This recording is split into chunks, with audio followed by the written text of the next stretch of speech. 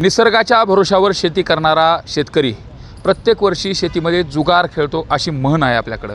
मात्र याच शेतकऱ्याच्या अनुषंगाने बँकांकडे पीक कर्ज मागायला गेल्यानंतर बँका सिबिलचं कारण दाखवतात आणि शेतकऱ्याला दारातून बाहेर काढतात। याचा परिणाम असा होतो त्याला शेवटी नाविलाजानं खाजगी सावकाराकडे जावं लागतं आणि त्या सावकाराच्या व्याजामध्ये तो शेतकरी भरडला जातो। शेवटी आत्महत्येच्या दारात त्याला जावं लागतं। मात्र याच सिबिलच्या अनुषंगानं आज राज्य मंत्रिमंडळानं महत्त्वाचा निर्णय घेतला आहे आणि विशेष म्हणजे राज्याचे मुख्यमंत्री, उपमुख्यमंत्री आणि कृषी मंत्री यांनी या संदर्भामध्ये जर बँकांनी सिबिलचा विषय काढला तर त्या बँकांवरती गुन्हा दाखल केला जाईल अशी देखील तंबी बँकर्सच्या बैठकीमध्ये दिली आणि हा अत्यंत महत्त्वाचा निर्णय आहे शेतकऱ्याच्या दृष्टिकोनातून।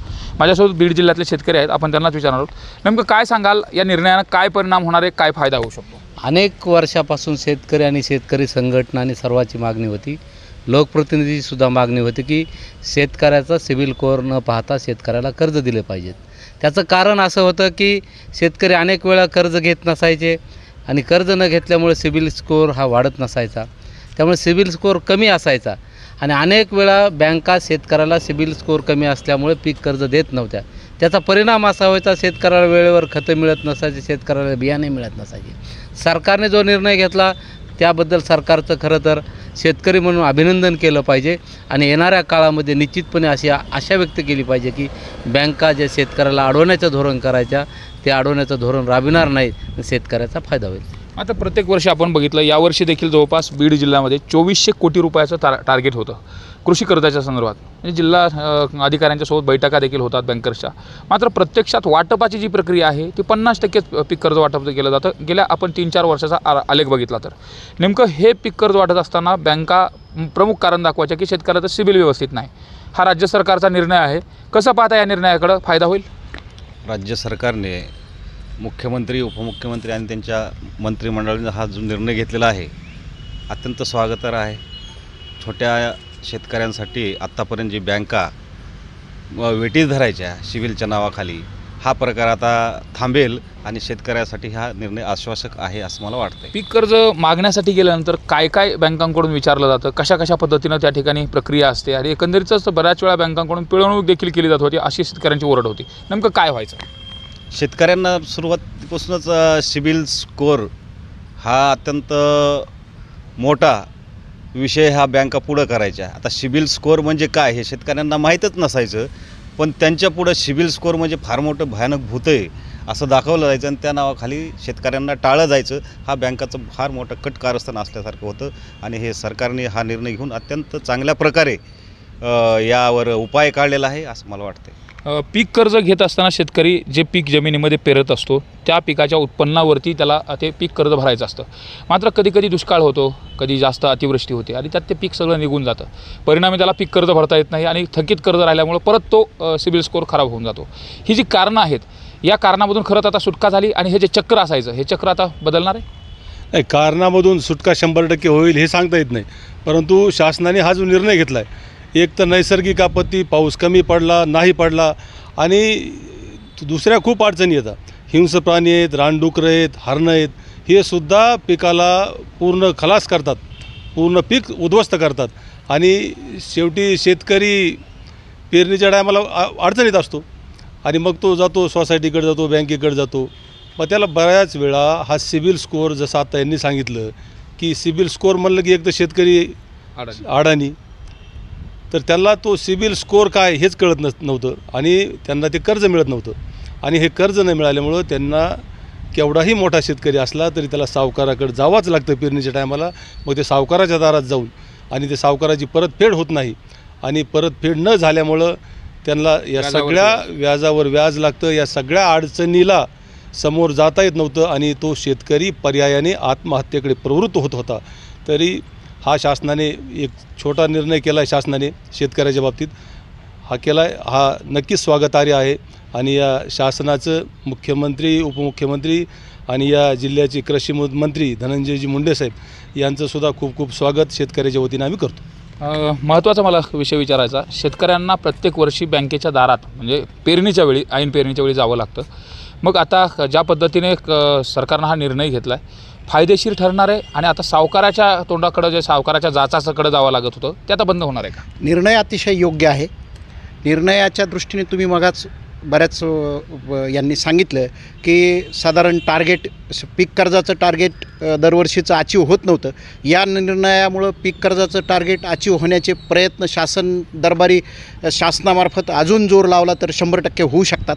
आणि या निर्णयामुळं शेतकऱ्यामध्ये ज्या वेळेला आवश्यक वेळेला पैसा उपलब्ध होण्याचं शेतकऱ्याचं वेळ आहे त्यावेळेला बँकेमार्फत पैसा उपलब्ध होईल असं निश्चितच वाटतं. आणि हमीभाव आणि शेतकऱ्यांना शेतजमिनीला नदीजोड प्रकल्पामार्फत पाणी अशा पद्धतीचा निर्णय शासनाने या उपरबी अजून राबवावा अशा पद्धतीची इच्छा व्यक्त करतो शेतकरी म्हणून. मात्र पीक कर्ज घ्यायला गेल्यानंतर जी प्रक्रिया काय असते ते कागदपत्र गोळा करण्यापासून आणि त्याला किती वेळ लागतो सगळा? मी सुशिक्षित शेतकरी आहे आणि या विवंचनेतून मी सुद्धा गेलेलो आहे. परंतु या परिस्थितीत राष्ट्रीयकृत बँका 100% या सिबिल स्कोअरच्या नावाखाली अडवणूक करतात आणि शेतकऱ्यांना याबद्दलची माहिती नसल्यामुळं आणि शेतकरी वेळप्रसंगी कुणाला जामीनदार असतो छोट्या मोठ्या गोष्टीला किंवा त्याला स्वतःलाच सिबिल स्कोअरबद्दलचं जास्त ज्ञान नाही आहे आणि या सबबीखाली साहेबांनी सांगितलं अशा सबबीखाली टार्गेट अचीव होत नाही. आणि हे टार्गेट अचीव होण्याच्या दृष्टीने पीक कर्जाचं टार्गेट अचीव होण्याच्या दृष्टीने आज जसा हा निर्णय झाला तसा टार्गेट अचीव होण्याच्या दृष्टीने सुद्धा शासनाने वेळोवेळी लक्ष द्यावं. त्यांच्याकडे आलेल्या तक्रारीचं निराकरण करताना पॉझिटिव्हिटी दाखवावी. अशा पद्धतीचं जर केलं तर निश्चितपणे पीक कर्जामध्ये ते टार्गेटमध्ये अचीवमेंट होईल आणि सर्व शेतकऱ्याला पीक कर्ज मिळण्यासाठी प्रयत्न होतील. मात्र महत्त्वाचा विषय आहे शेतकऱ्यांना जे पीक कर्ज लागतं ते 70,000 75,000 हेक्टरी दिलं जातं. मात्र दुसरीकडे जर आपण पाहिलं तर उद्योग व्यवसायांना खूप मोठं कर्ज दिलं जातं. त्याचा थकीचा आकडा देखील खूप मोठा आहे.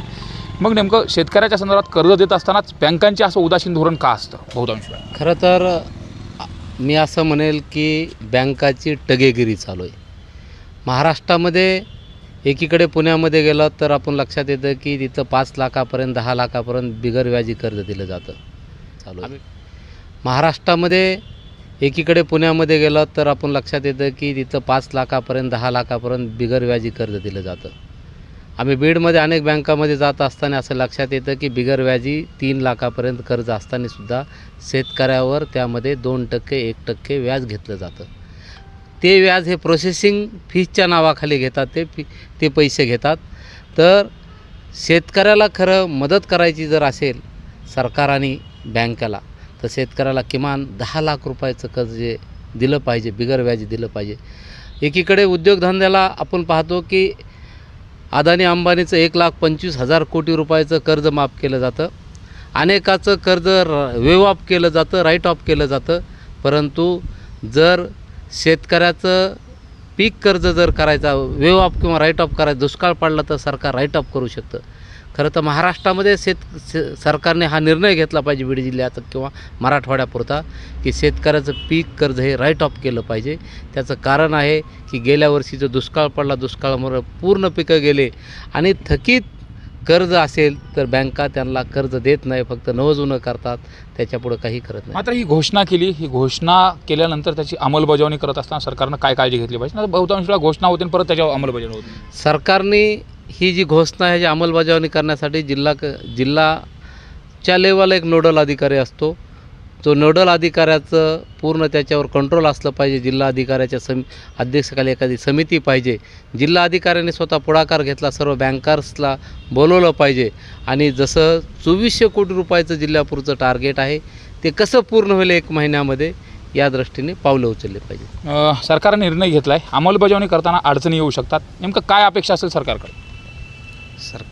सरकारने आता लवकरात लवकर योग्य पावले उचलावीत आणि सरांनी जसं सांगितलं की नोडल ऑफिसर आणि ज्यांची टीम आहे ती कार्यरत करावी म्हणजे सर्वांपर्यंत हे कर्जाचं टार्गेट जे आहे बँक आणि शासनाला हे पूर्ण करता येईल. मात्र बहुतांश वेळा आपण जर बघितलं तर बीड जिल्ह्यामध्ये पीक कर्ज देत असताना हेक्टरी कर्ज देत असताना लाखभराच्या पुढं दिलं जात नाही. मात्र तेच जर पश्चिम महाराष्ट्रात बघितलं तर 5-5 लाख 7-7 लाखापर्यंत कर्ज दिलं जातं. नेमकी तफावत कशामुळे असते आणि काय नेमकं त्याचं कारण? नाही, हे तफावत म्हणजे पश्चिम महाराष्ट्रात पाणी आहे आणि आपल्याकडे पाणी नाही. ती बागायतीचं आहे आणि आपल्याकडे जिरायती आहे.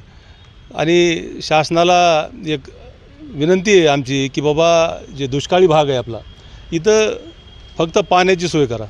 जर शासनाने फक्त पाणी दिलं ना शेतकऱ्याला तर बाकी काही अडचण होणार नाही. कुठं मोर्चे निघणार नाहीत, कुठं भांडणं होणार नाहीत, कुठं जाती द्वेष होणार नाहीत. शेतकऱ्याच्या हाताला जर काम दिलं काय, आणि जे कृषी खातं आहे, माननीय कृषी मंत्री महोदयांना एक विनंती आहे आमची या माध्यमातून की आपल्या कृषीचे अधिकारी प्रत्येक गावात गेले पाहिजेत.